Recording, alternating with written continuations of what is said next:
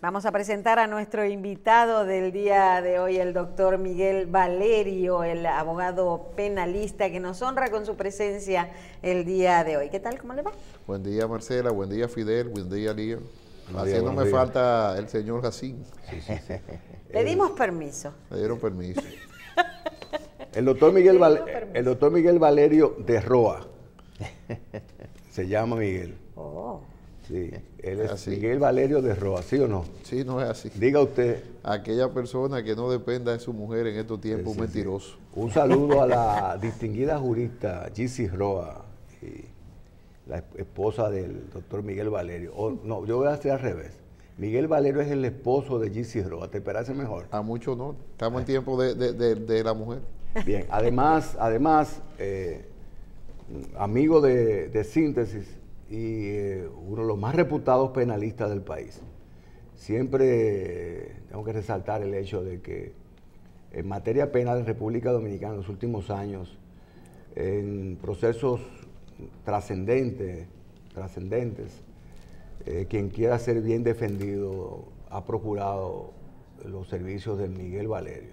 Y tiene dos condiciones importantes, no solamente es conocedor profundo de la ley y de la técnica, sino que es un abogado y un profesional honesto en términos académicos, porque lo que expresa tanto en las aulas universitarias como en los tribunales, lo expresa también en los tribunales, y sale a defender su criterio de forma adecuada. Ese es el nivel que tiene nuestro invitado en el día de hoy. Doctor, es un tema obligado con usted el tema Odebrecht, eso lo vamos a tratar. Porque usted en este momento es abogado del señor Víctor Díaz Rúa. Víctor Díaz Rúa. Es un tema recurrente, nosotros pretendemos buscar otras verdades que las que salen en los medios de comunicación en el momento de entrevistar. Nosotros tuvimos acceso a las famosas delaciones premiadas, que son las confesiones o declaraciones de ejecutivos y ex ejecutivos de Odebrecht que han servido como punta de lanza de la acusación del Ministerio Público. Parte de esas delaciones premiadas, el texto, pudimos percibir que estaban tachadas con marcador por encima. Háblenos, doctor Valerio, de la eficacia de esa prueba, de la calidad de una prueba que ha sido tachada y qué efecto jurídico tiene un documento con tachadura ante un proceso en instrucción. Por favor. Mire, la realidad es que el proceso ya ha avanzado hacia la etapa final de la audiencia preliminar. De hecho, esta semana concluye el ex senador Jesús Vázquez Martínez, sus abogados, encabezado por el doctor Jorge Luis Polanco. Y ante esa situación, prácticamente lo que vendrán son las réplicas y la contrarréplica, que ya sabemos, porque el juez Ortega ha dicho que el tiempo apremia, que no van a ser tan extendidas como lo que ha ocurrido ahora, que él dio 5 días, por ejemplo, nosotros nos tomamos 2 días y una mañana, y no agotamos los 5 días, pero él dio 5 días para garantizar el derecho de defensa. En ese sentido, las delaciones premiadas como tal son de los precedentes que tendrá el caso Odebrecht. En el momento que a mí me tocó exponer sobre esa situación, fui muy contundente diciendo que el Código Procesal Penal de la República Dominicana no tiene una regulación en el campo del derecho internacional procesal penal, es decir, la cooperación judicial internacional sobre el tema de la delación premiada, y que aún las declaraciones universales contra la corrupción y una serie de convenciones internacionales que regulan el tema tampoco tienen una regulación clara. Ante esa situación, el juez Ortega tenía 2 caminos. Un camino que es monitoreando obviamente en su rol de juez control, porque fue juez control de la investigación, decir que a estos señores se acreditaran como testigos y comparecieran al juicio, con lo cual ahí nadie tendría una discusión sobre el tema, porque si fueron acreditados como testigos, ya las delaciones premiadas pasaban a un segundo lugar. La realidad es que el Ministerio Público se le dio otra opción, que es una opción que sí contempla el Código Procesal Penal, que es la opción de la producción de prueba masiva. ¿Qué es la producción de prueba masiva? Cuando hay miles de testigos de un tema, prácticamente testigos que usted sabe que no lo va a poder llevar al juicio porque se hace difícil, porque es un caso complejo, porque primero había que declarar el caso complejo para eso. El juez ordena que usted como Ministerio Público vaya y realice los interrogatorios en cualquier parte del mundo, tome su interrogatorio, documente esa diligencia procesal y lo pueda acreditar por lectura en el juicio penal. ¿Qué quiere decir eso? Que si el juez Ortega autorizó al Ministerio Público para que realizara esa situación y no se realizó, al juez Ortega no le queda de otra que no sea excluir del debate esos documentos, primero, apócrifos, en segundo lugar, tachados, y en tercer lugar, que no hay ninguna base legal. Usted sabe que el principio de legalidad es el escudo protector del abogado penalista, pero el principio de legalidad tiene una garantía que se llama la garantía jurisdiccional. ¿Qué es la garantía jurisdiccional? Cada actuación procesal tiene que tener una ley que la avale, porque si no estaríamos en la ley de la selva. Claro. Entonces, en ese sentido, esas delaciones premiadas tienen que ser excluidas ahora en la audiencia preliminar por el juez Ortega y nosotros abogamos por más. Se ha demostrado, yo creo que la opinión pública está clara, de que el Ministerio Público, por más que intentó investigar con todas las herramientas que le dieron, no cumplió su tarea y debe de un Pero el Ministerio Público no fue autorizado por el juez Ortega para utilizar el procedimiento de prueba masiva. Fue autorizado. Fue autorizado. Y no la realizó. Y el Ministerio Público no fue y tomó esos interrogatorios directamente a Brasil. No la realizó. Incluso la resolución era muy clara porque mencionaba los nombres que le había solicitado el mismo Ministerio Público que quería interrogar. Y le dijo, tiene todo el tiempo, vaya y realice su investigación y tráigamela. No la trajo. Y el Ministerio Público no presentó interrogatorios directos realizados por ellos. No fue a Brasil. Lo que tiene fue una declaración que se dio en el marco de otro proceso en Brasil. Y aquí lo que ha pasado es lo siguiente: cuando vamos al estrado, por eso el juicio se está grabando. Yo creo que todo el mundo tiene una opinión muy clara de lo que hay ahí ahora. Pasa algo y la Procuraduría General de la República sale con una nota de prensa, es el Ministerio Público que más nota de prensa hace, diciendo que él no necesitaba esa prueba. Yo, en términos reales técnicos, meramente técnicos, no entiendo cómo un juez de la República va a poder avalar un caso con una declaración que se dio en otro caso en Brasil, que no son leyes similares ni siquiera a las de la República Dominicana. Una cosa, usted dijo que eran apócrifas, ¿no están firmadas? No, o sea, hay un problema ahí grave. Grave, es que ni siquiera se entregaron completas. O sea, en la defensa porque le correspondía al señor Rondón esa parte, no a nosotros, porque el tema de las delaciones premiadas, nosotros lo hemos dicho hasta la saciedad, en el caso del ingeniero Víctor Díaz Rúa, dice de manera clara el señor Marco Cruz Vasconcelos que no le consta que el ingeniero Víctor Díaz Rúa recibió soborno, lo dice de manera expresa. No dice que sí le consta, sino que no le consta. No le consta, es muy claro. Entonces, en ese punto, la defensa del ingeniero Víctor Díaz Rúa ha sido muy coherente de que la delación a nosotros prácticamente no da igual, pero por un tema de coherencia, aquel abogado defensor que coincida con el Ministerio Público en un punto, tiene que empezar a revisar inmediatamente su defensa. Claro. Salvo que pidan absolución, que es lo que nosotros estamos esperando, que ahora ellos pidan otro lugar. Doctor Valerio, yo escucho hablar de delación premiada. ¿Qué es una delación premiada? Y si eso está contemplado dentro del sistema probatorio de la legislación dominicana. Sí, mire, la delación premiada tiene diferentes acepciones. La primera sección es la delación premiada, como usted dice, el mismo nombre lo dice, usted va a narrar algo a cambio de algo. Esas delaciones premiadas donde más se han utilizado es en criminalidad organizada y ni siquiera empieza en convenios internacionales, como mucha gente ha dicho aquí, eso es falso. Empieza en la Italia de la década del 80 y 90, con lo que se llamaban los petintos, es decir, los arrepentidos. Aquella persona de la mafia italiana que llegaban a acuerdo con el Estado para, mediante el mecanismo de reducción de pena o de pasar al anonimato en muchos casos, es decir, cambiar la identidad, no sufrían proceso penal, porque aquel que delataba a un mafioso, 80, 90, ya se hace mucho más común el proceso, prácticamente era una persona condenada a muerte. En ese sentido, el mecanismo es el siguiente: yo llego a una negociación como en el Ministerio Público, que está avalada en el Código Procesal Penal Dominicano, en los procesos de complejidad, y está arreglada también, y a cambio de que yo dé información valiosa, que sea de un delito superior al que se me está imputando a mí, de una gravedad mayor al mío, usted puede pasar a ser testigo de la Fiscalía. Es decir, que esa delación premiada aquí se llama acuerdo con el Ministerio Exactamente, Público. tiene un caso, criterio, se le llama técnicamente criterio de oportunidad Claro. del Ministerio Público en los casos de complejidad. El Código Procesal Penal tiene dos criterios de oportunidad.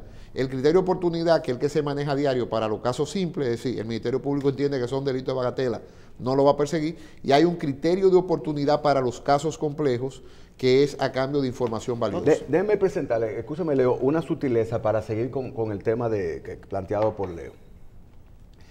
La delación premiada que está en un texto, en un documento, tachado, usted dice además que no está firmado. Algunas de ellas. Es una delación que se produjo... No está firmada y está incompleta No, también. pero además le pregunto, ese es un documento que se produjo en un proceso que ocurrió en Brasil. En Brasil con otras circunstancias. Por ende, el premio, o sea, la compensación de no te voy a imputar o te voy a imputar con menor pena, fue un proceso en Brasil. Correcto. No es consecuencia de la negociación del Ministerio Público de República Dominicana con Odebrecht. No, el acuerdo decía que en ese caso Odebrecht iba a avalar esa declaración aquí, lo que se suponía era que lo iban a traer a declarar a esa persona aquí, pero eso no ocurrió.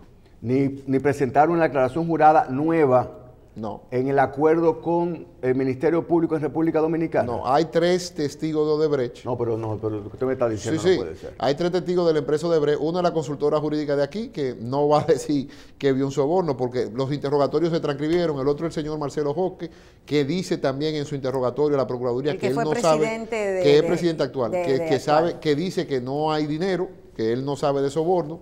Esa revelación la sacó el señor Rondón, porque él es el más perjudicado en el tema Odebrecht, en el caso porque se tomaba como intermediario. Y dice Marcelo Joque que Rondón no entregó soborno. Lo dice de manera expresa también en su interrogatorio de la Procuraduría. Pero doctor, no, es que yo no lo puedo creer. Ese es el caso. O sea, el Ministerio Público de República Dominicana, eso fue de público conocimiento, Leo, ¿verdad? Llegó a un acuerdo con Odebrecht. No, acuerdo que defendimos todo, porque nosotros estábamos a favor de la solución alterna de los conflictos. Claro. Y Odebrecht se entregó el duplo de 92 millones Correcto. como multa, ¿verdad? Y tenía que dar información. Y además tenía que dar información. Esa información no incluía participar como testigo o hacer declaraciones Obviamente juradas. que sí, pero ofrecieron unos testigos. Ellos lo ofrecieron, aunque esos testigos no son exactamente de soborno. Están ahí los testigos. Porque Marcelo Hop, que creo que se llama Sí. así, fue presidente o preside Odebrecht. Mira, después esas de todo delaciones este premiadas, tiempo. exactamente, esas delaciones premiadas son tan malas que se descubrió algo interesante en el juicio. ¿Cómo? Dice un señor que le transfirió al ingeniero Víctor Díaz Rúa, o que el ingeniero Víctor Díaz Rúa había recibido $4 millones en un banco. Oh. Nosotros fuimos y buscamos la certificación del banco de que no había cuenta del ingeniero Víctor Díaz Rúa ni de relacionado ni de nada, y que Odebrecht ni siquiera tuvo vínculo con ese banco. ¿Cuál es la conclusión que tiene que llegar? Que gente que estaba muy atrapada, que lo agarraron con dinero, también dijo cualquier barbaridad en Brasil. A lavarlo aquí. Exacto, o sea, la conclusión que tuvimos que llegar a todo fue que el hombre se robó el dinero y se lo quiso pegar a otra persona. Ay, Dios. Ok, yo quiero retomar un aspecto que es la tachadura, Leo. No sé si tú vas por ahí. La tachadura, o sea, un documento que tiene 3 páginas, pero de esas 3 páginas, Hay tachadura. parte del texto está tachado. En esa tachadura pudiera haber inclusive argumentos de defensa para los propios imputados. Claro. Entonces, ¿cuál es el efecto jurídico de esa tachadura? Mire, usted sabe muy bien 2 cosas. Una, hay un principio de libertad probatoria, porque de ahí, ese principio de libertad probatoria aquí lo han querido ampliar tanto que todo entra, y eso no es así.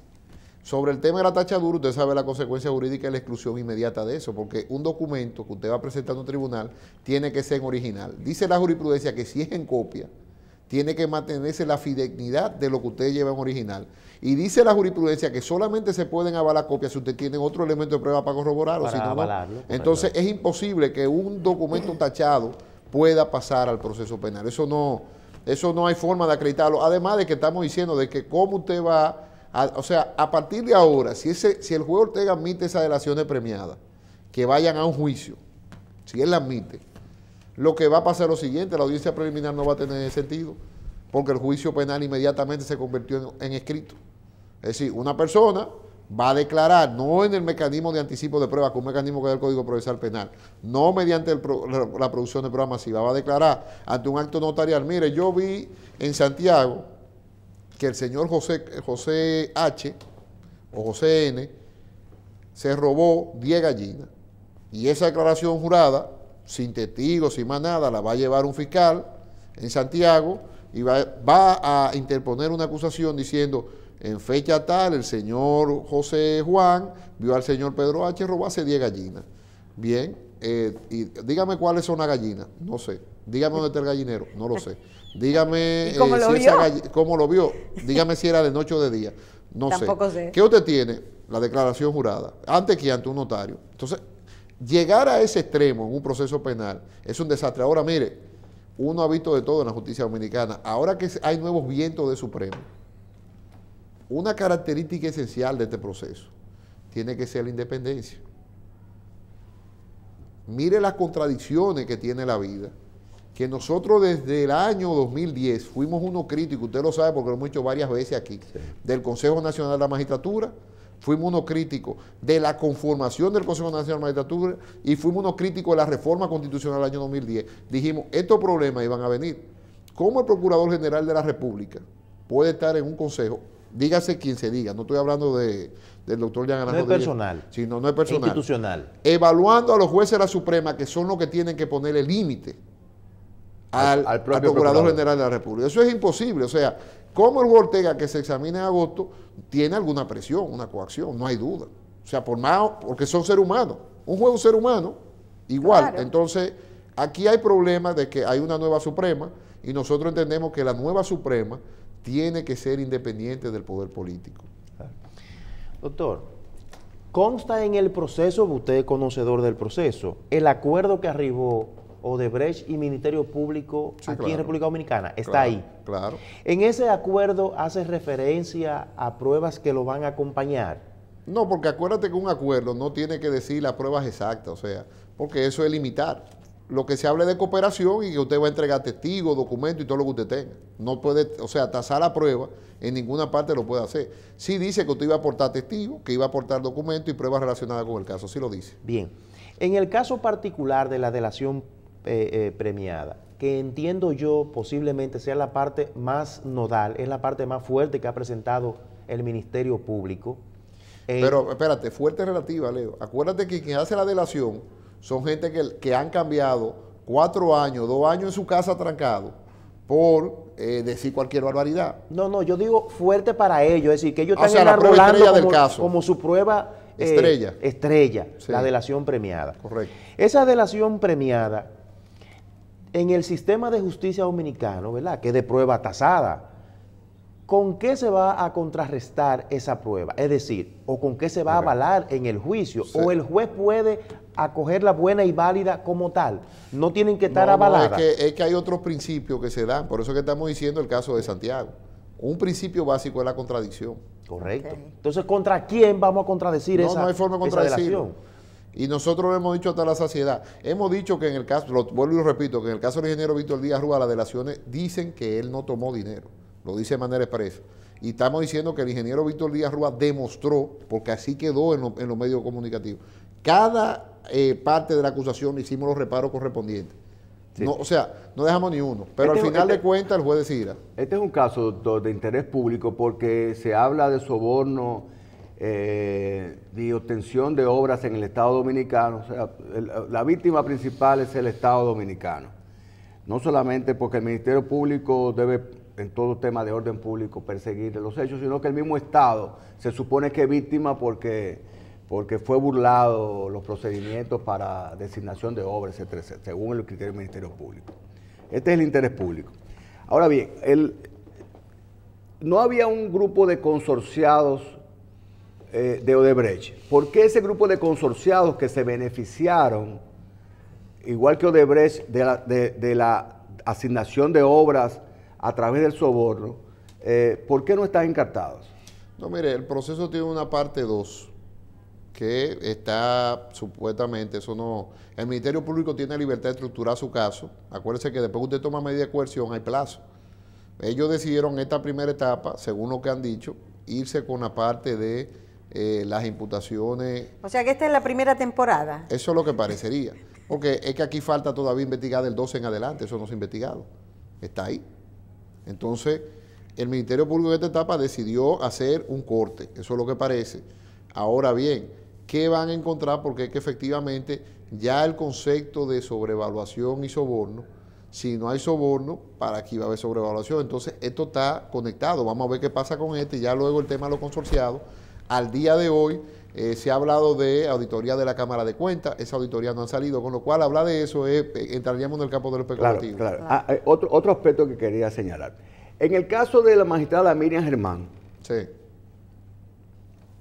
querida por todos, ¿verdad? Y vamos a extrañar en la Suprema Corte de Justicia, tanto usted como yo, y la comunidad jurídica en sentido general. Hubo un juez, creo que de primera instancia, que fue entrevistado en un canal de televisión donde él señalaba que se había reunido con la magistrada Miriam Germán, etcétera, etcétera, toda una historia ahí. Pero lo que yo quiero resaltar es un aspecto de una aclaración de ese juez, que él dijo que el magistrado Justiniano Montero, a la sazón en ese momento, director de la carrera judicial, lo visitó para un caso específico, diciendo que alguien de la embajada, cuando dice la embajada, se supone, todo el mundo supone que es la embajada de los Estados Unidos, ¿verdad? Como cuando Balaguer, el doctor Balaguer. Entonces, cuando dice, unas personas de la embajada tenían mucho interés en un caso de un personaje determinado. Y que él falló de acuerdo a lo que le sugirieron que fallara para no echarse, eso lo agrego yo, un problema con esa embajada. Que dice que le quitó la visa, por cierto. Que por cierto que le quitaron la visa como una forma de presión. No, como una forma de presión, no. Aquí no fue presión porque es a posteriori del juicio que se la quita. No es antes. Entonces la quitaron por otro motivo. Por otro motivo. Bien. Pero si el director de si eso es cierto, si eso fuera cierto, lo que dice este juez, que el director de la carrera judicial, el magistrado Justiniano Montero, lo visitó en esos términos. Por cierto, Justiniano Montero es juez ahora de la Suprema Corte de Justicia, un distinguido jurista. Es que nadie le va a creer ese juez de primer grado. Oye, un juez distinguidísimo y conocedor profundo de la ley. Oye, ese es uno de los mejores, de uno de los individuos más preparados en términos jurídicos de República Dominicana. Ahora mi pregunta. Y en el caso de Brecht, ¿no habrá alguna persona que esté tocando la puerta para que esas influencias de la embajada funcionen para doblegar el criterio del juzgador? No, mire, ¿No tienen esa preocupación? Mire, el que ejerce esta área del derecho sabe muy bien de que la primera presión es la presión social. Ojalá fuera esa la presión de la embajada, pero hay presión social, básicamente mediática, ¿no? O sea, es así, eso es lo correcto. Nosotros entendemos que el juez Ortega ha demostrado hasta ahora equilibrio. Nosotros estamos confiados en el juez Ortega de que va a ser una evaluación justa al momento de emitir su auto y que las influencias que ese juez de primer grado, por cierto, una mentira burda, porque yo no veo primero al magistrado Justiniano Montero diciendo conformen un tribunal ad hoc a una persona, lo que anularía el proceso del señor Ricí. O sea, ese juez yo creo que deberían revisarlo psiquiátricamente o algo así, porque usted decir eso, prácticamente usted anula un proceso y decir que a un señor se le violaron derechos fundamentales. En segundo lugar, ve a la magistrada Miriam Germán como fállame de tal manera, eso nadie lo creyó, o sea, es una mentira burda, con lo cual todo lo que ese señor dijo, habría que mirarlo, no sé con lupa, aunque de eso ya no se va a hablar, porque ya la magistrada Miriam Germán la quitaron. Está fuera. Ya eso no se va a hablar, Fidel, eso se quedó así. Intervenciones telefónicas, persecuciones, eso se quedó así. No hay más nada que hablar de eso. Entonces, sobre el tema de Brecht, entendemos que no, que al final de cuentas el señor Ortega tiene una decisión en su mano. Yo soy una gente que se distingue por acatar las decisiones, todas, las que me favorecen, las que no me favorecen, algunas me gustan más, algunas me gustan más, pero esa es la democracia. Él tiene un deber con él, primero, deontológico. Nosotros estamos claros de que ahí debería ir a otro lugar, y no nosotros. Si hay algo que ha quedado claro en la comunidad jurídica y en la comunidad nacional es que el expediente está mal instrumentado. Mal instrumentado. y que, como dijo el doctor Miniel, abogado de Rondón, un hombre muy peculiar, que dice que el Procurador General de la República debería hacer un juicio disciplinario al que hizo ese expediente. Yo estoy de acuerdo con él.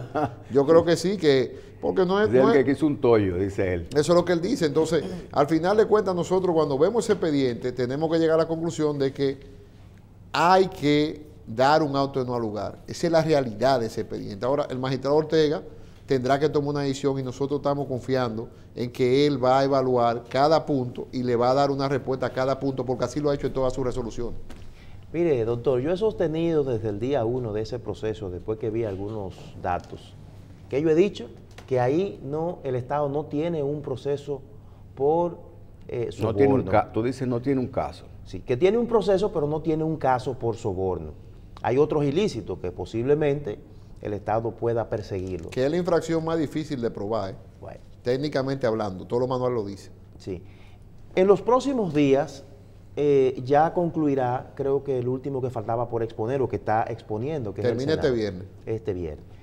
¿Cuál sería el estatus entonces de ese proceso? ¿En qué etapa estaríamos? Mira, nosotros queremos que el magistrado Ortega nos dé una vacacioncita en Semana Santa, es justo. Tenemos ya prácticamente 2 o 3 meses de corrido ahí, ¿no? Y en el caso mío tuve la buena suerte, porque es trabajo, de tener un proceso que se me abrió en Higüey y era una vez a la semana que tenía que trasladarme a Higüey, con lo cual eso prácticamente copa la agenda de cualquier abogado. Entonces, entendemos que él dará un receso y que la semana después de Semana Santa habrán réplicas y contrarréplicas y que a más tardar antes del 1 de mayo el caso se cierra. El magistrado Ortega ahí, porque es complejo el caso, se le aplican las reglas del juicio, tiene un plazo hasta de 30 días, porque la audiencia duró más de 10 días para dictar su auto. Doctor. Yo no quiero, y eso sí que se lo pedí al magistrado Ortega, que sancoche la decisión. Incluso las conclusiones que nosotros depositamos ante el tribunal, en el caso del ingeniero Víctor Díaz Rúa, fueron motivadas, una por una, lo que conlleva una evaluación del juez, damos una contesta párrafo por párrafo de la acusación. Y yo creo que 30 días no van a ser suficientes para ¿Ustedes lograr... presentaron escritos que luego oralizaron o solamente oralizaron? No, usted sabe, oralizamos y al final de cuentas, hasta por orden, en este caso, el magistrado porque él ha manejado bien la policía de audiencia. Quiero decirlo también porque las cosas como son. Ha controlado los ánimos del Ministerio Público como de los abogados de la defensa, que usted sabe que a veces se pone ríspido porque es el debate. Claro. Y él lo ha logrado llevar muy bien. Él nos dijo al final que por favor cada persona entregara sus conclusiones para poder tomar todas las anotaciones que hayan y que se le notificara al Ministerio Público. Y el Ministerio Público dijo también, acordó con nosotros que sí, que era correcto eso, que se entregaran así porque así podían replicar de una manera más efectiva. Con lo cual, lo que se depositó fue la parte dispositiva de las conclusiones. En el caso de nosotros motivada, vuelvo y repito. Solo la parte dispositiva. Solo la parte dispositiva. No, el juez usted no va a tener la oportunidad, si usted además los depositaron en formato digital, de tomar esos argumentos para armar su decisión. No, porque se criticó, hay presentaciones a PowerPoint que también se dejaron. O sea, todas las herramientas para él tomar una buena decisión la tiene. Pero hay un asunto, todo lo que usted hace público en un juicio, usted se lo puede suministrar al juez. Y se le suministró. Sí, eso es para sanidad del proceso. No, es que es imposible en un caso como ese, si no es así, lograrlo terminar. Eso es imposible. O sea, lo que se oraliza y luego usted depositó eso. Doctor, una pregunta. Supóngase que, como yo pienso, habrá un auto de no al lugar.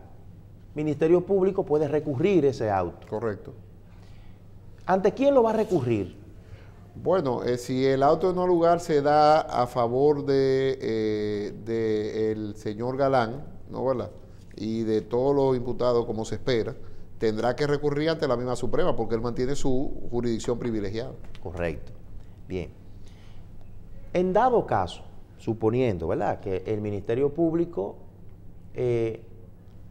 salvo que el señor Galán renunciara con un auto de no al lugar, pero eso yo lo dudo porque se benefició. No, porque es que lo está beneficiando, le correspondería al Ministerio Público. Claro. Pero es como un ejercicio ficción. Le dan el auto de no lugar al senador, sí, que es el único que tiene jurisdicción. Privilegiada, no mantiene la Suprema. Entonces la Suprema Corte de Justicia confirma el auto de no al lugar. Se acabó el caso al senador. Sí, en relación a todos. No, Porque no, es lo que ¿qué nos va a mantiene en la pasar? Suprema el senador. Lo que está planteando el Leo es en relación solo al senador. Sí, pero ¿qué pasaría entonces con los demás? Porque el senador queda fuera en ese momento del proceso. ¿Qué pasaría con la instrucción? Cesaría la jurisdicción No, privilegiada. los precedentes están ahí de más. Aquí hay muchos precedentes que una vez cesa el privilegio de jurisdicción, inmediatamente va a primer grado el caso. Entonces En la etapa que esté. tendría entonces que volverse a instruir. No, no, en la etapa que esté. Las reglas de competencia son claras de que cualquier tema de competencia es a partir de la incompetencia que surte efecto malo. O sea, si ya no es competente, hay razones en razón de la investidura, baja a primer grado en primer grado. El auto de no al lugar en cualquier sentido podría ser, como tú dices, recurrido. Entonces, la pregunta, que no creo que no sé si la respondiste, Miguel, ¿ante quién? Yo sé la respuesta, pero para el público, ¿ante quién se recurre? No, recurre ante la Suprema Corte de Justicia. Pero ante la Cámara Penal.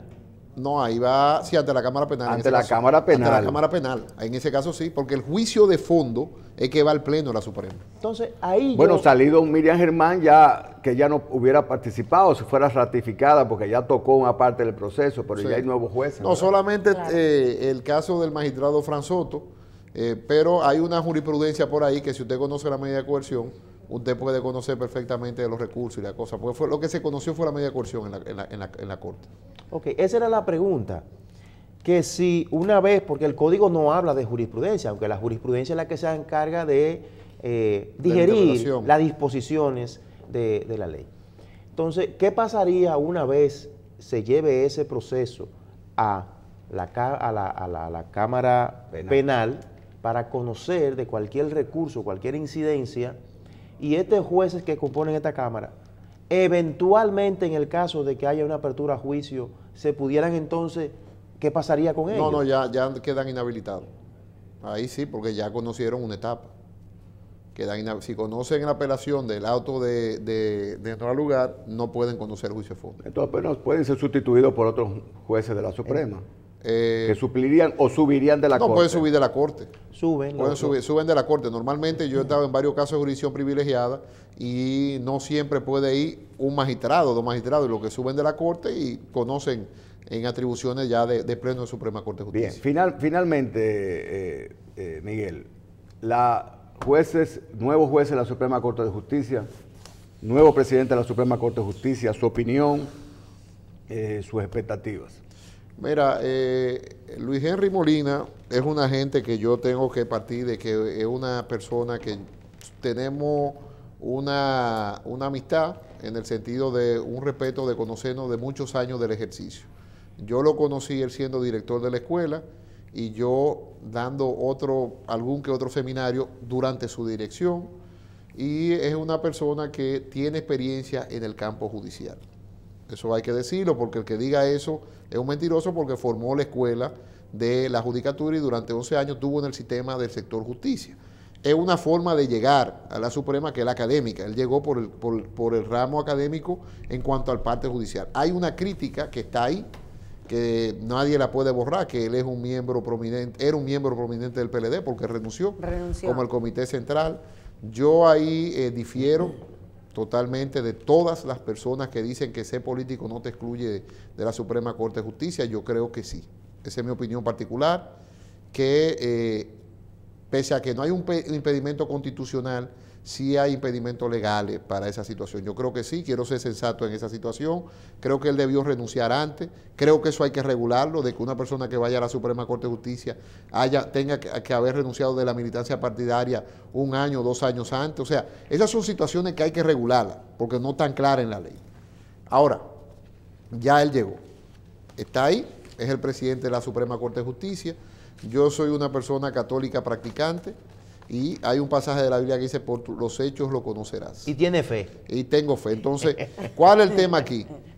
Hay 2 componentes en la Suprema. Un componente que está muy de moda, que se llama la gestión, en donde lamentablemente el amigo Mariano Germán no salió muy bien parado. Eso es así. O sea, hay un reto de recomposición ahora de la justicia, y hay un reto que aquí no se ha cumplido y que ha venido decayendo con los años, que es el tema que usted decía del precedente jurisprudencial. O sea, si hay algo que esta Suprema Corte de Justicia tiene que decidir, que tiene que hacer es buenos precedentes jurisprudenciales. Es decir, que uno diga, por fin hay seguridad jurídica, porque la seguridad jurídica, mire, trae muchas cosas. Y yo creo que en eso sí Luis Henry Molina puede ayudar. Por ejemplo, él hablaba en su entrevista de la gestión tecnológica de primer grado. Yo estoy de acuerdo con él. Hay muchas cosas que se pueden resolver por la tecnología. O sea, ya no es lógico que si usted no tiene un correo electrónico como abogado para que lo cite en una audiencia, amigo, sáquelo y mándeme y me tiene que mandar recibido. Y a la segunda le voy a llamar. Y a la tercera lo voy a llamar a la corte como secretario de la corte y le voy a decir, señor, usted está en desacato porque usted no me contestó mi correo electrónico. Entonces, esas son cosas que se pueden avanzar. Otro tema que tiene Luis Henry Molina en los casos de los juzgados de la instrucción y de primer grado. El tema de primer grado y eso él tiene iniciativa legislativa también. No es lógico que en un caso de 10 años, de 15 años, haya 3 jueces conociéndolo. Eso no tiene sentido en primer grado. No tiene sentido. Entonces yo creo que tratar de llevar, salvo los casos graves, es decir, sobre 20 años, a unipersonales, porque hay una apelación que por la sentencia de Ulloa se conoce todo. Eso también puede ser un gran logro del señor Luis Henry Molina. O sea, una iniciativa legislativa inmediatamente al Congreso de que a partir de ahora las infracciones se van a conocer jueces unipersonales. Otro tema, mira, yo tuve en la... Que no sean colegiados, que no sean colegiados. Yo tuve en Miami en una audiencia hace como 3 o 4 años y no hay jueces por sala. Hay un sorteo de jueces y hay 5 salas. Y a ti te asignan un juez. Te asignan un juez que es el que va a conocer casos por sorteo también. No te asignan una sala, sino un juez. Un juez. Entonces, el juez va a la primera audiencia y le dice a los abogados, me acuerdo como ahora, ¿ustedes tienen alguna moción? ¿Algún incidente? No, magistrado. Ok, la primera audiencia está realizada. ¿Ustedes le notificaron toda la prueba? Sí, magistrado. Aquí está, no hay problema. Entonces, mire, la próxima semana, por favor, deme sus agendas. Porque le consultan a los abogados. ¿Usted puede conocer este juicio tal día? Sí, magistrado. Ok. ¿Cuántos testigos hay? Tanto. Vamos a hacer un cronograma porque podemos escuchar 3 o 4 porque yo tengo otro juicio en la tarde. 3 o 4 testigos. Alguacil, comprométase a citar esos testigos para esa fecha. El viernes tenemos preparativo de la audiencia. Por favor, pasen por mi despacho. Van a los abogados a su despacho y le dicen, ¿se cumplió lo que hay? Sí, entonces el jueves nos vemos para conocer la audiencia. Y salvo que haya una enfermedad. La audiencia de fondo. De fondo. Salvo que haya una enfermedad, ese día inician los juicios. Entonces, esas son situaciones que ayudan a los abogados, porque también hay que pensar en el gremio. Claro. Porque uno tiene más audiencia. O sea, claro, un caso todos los días es imposible. Dice, no, este caso lo vamos a conocer 2 días a la semana. 5, 6, 7 audiencias por persona. Y se acabó, caso. A menos que tú cierres 2 semanas. Por ejemplo, el caso del Chapo cerraron 2 semanas. Entonces, hay forma de descongestionar el sistema. Entonces, en el tema gestión, él va a tener que abogar por la descongestión del sistema. Primera situación. Segunda situación, que es la situación que yo quiero ver, es los fallos. Porque los fallos en seguridad jurídica tienen una gran cosa. Si nosotros sabemos cuál va a ser fallo, porque se han dado precedentes, claro, usted forza una negociación inmediatamente. Claro. Predicción, predictibilidad. Entonces, aquí hay un reto que es interesante, una Suprema, que tengo que decirlo, es una Suprema que subieron muchos jueces buenos, que la cuota de abogados externos no fue mala, porque tanto Luis Henry como el señor Esteban Lavandier son buenos, no son malos, o sea, son buenos, hay que decirlo, son personas buenas, sin condicionante que no sea la que dije anteriormente. Entonces, ¿cuál es el reto de la Suprema Corte de Justicia? Primero, arreglar el Consejo Nacional de la Magistratura. Yo creo que hay que trabajar eso, porque eso está mal. Segundo, el periodo de la evaluación sí ya vimos que no sirve para nada, porque no hubo una evaluación, sino que dicen, claro, los mismos consejeros, que un hecho insólito es, que decían, ok, ¿por qué quieren votar? Y eso no es así. Claro. O sea, no hubo un proceso de evaluación. Entonces, no hubo tal evaluación de desempeño. El profesor Subero Isa, el doctor Jorge Subero Isa, que he tenido el placer de conocerlo después de la función, porque así son las cosas de la vida conmigo, ha planteado un tema muy interesante que yo concuerdo con él porque ya lo he dicho, de que no puede haber reelección en la Suprema Corte de Justicia. De que este es el único país donde las cortes de apelación no es como los circuitos en Estados Unidos o como las audiencias provinciales, sí, en España, que son los regímenes que yo conozco. Usted llega a la apelación prácticamente una suprema de esa región. Entonces, eso aquí no existe, aquí todo el mundo quiere llegar. Esa es la naturaleza del dominicano. Entonces, hay dos formas de hacerlo. Colocar una edad en la cual usted ingrese a la Suprema. La edad de 25 años es irrisoria, es hasta burlesca. Sí. La edad de 50 años yo creo que sería justa para usted entrar a la Suprema Corte de Justicia. Usted agotó una carrera, tiene 50 años y usted puede tener un periodo de 10 años de corrido. 10 años de corrido. Y nunca más. Y nunca más. Entonces, ahí usted garantiza la permanencia. Ahora, ¿qué tiene que hacer el Consejo Nacional de la Magistratura en esta nueva etapa? Porque el Consejo es un órgano inerte. ¿Qué es inerte? Eso se reúne para elegir jueces. Hay que darle posibilidad en la Constitución de que haya una supervisión y de que la Suprema tenga quien lo vigile. Porque yo, en cuanto a la composición, digo que solamente tengo una objeción, porque es la realidad. O sea, ese Consejo no puede ir un Ministerio Público a evaluar jueces. Eso es un poco caótico en un esquema de lo que es el sistema judicial. Entonces, el Consejo de la Magistratura debería tener la potestad de cada año recibir las memorias de la sala y que la sala diga, aquí entraron 200 casos, aquí hay una mora, porque se habló mucho de mora judicial, aquí no hay mora, aquí hay tal tema. Una evaluación la manera de supervisar. Una evaluación cualitativa y cuantitativa. Anual o, mire, yo no soy amigo, y esto va a parecer extraño, yo soy de los abogados que les gusta tener casos de 20, 25 años, 15 años. ¿Cómo? Yo no tengo prisa, porque el derecho es sin prisa. Claro. Entonces, hay un tema que es importante de que cuando llega a la Suprema Corte de Justicia el expediente, yo creo que un periodo de 30 días, como dice el Código Procesal Penal en el caso de los procesalistas, es mal. Entonces, la Suprema Corte de Justicia tendrá un periodo de un año para fallar ese expediente. Entonces, la evaluación puede ser bianual, y que le digan, no se va a tomar en consideración aquellos expedientes que entraron dentro de los 6 meses antes de la evaluación.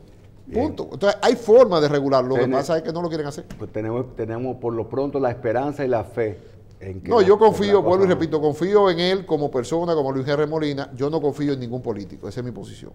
Muchísimas gracias, doctor. Realmente, gracias, Miguel. como siempre. Miguel no tiene prisa porque es que él cobra adelante, entonces no importa lo que dure. Esos son datos del ejercicio y la DGI está muy acuciosa. Muchísimas Pero gracias. cobra poco, tú cobras poco. Siempre. Sí, Como Yo soy de siempre. la ciudad abogado del pueblo. Yo sé. Como siempre, un placer tenerlo aquí con nosotros, doctor. Muy amable por Muy la invitación. ilustrativo todo lo que usted nos cuenta. Doctor Miguel Valerio, abogado penal.